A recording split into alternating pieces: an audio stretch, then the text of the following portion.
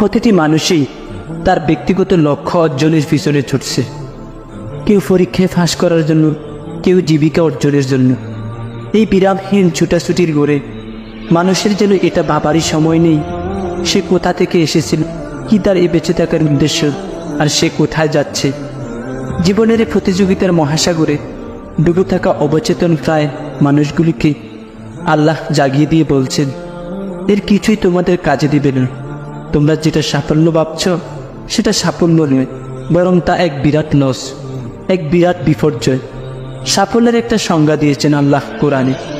সূরা আল ইমরানের মধ্যে আছে, প্রত্যেকটা নফস মারা যাবে এবং কিয়ামতের মাঠে তাদের পুরোপুরি প্রতিদান দেওয়া হবে। ওই দিন কিয়ামতের মাঠে যাকে জাহান্নাম থেকে বাঁচানো হবে আর জান্নাতে প্রবেশ করানো হবে, ওই ব্যক্তি হচ্ছে সফল। সফল সে যে আল্লাহর প্রিয় বান্দা।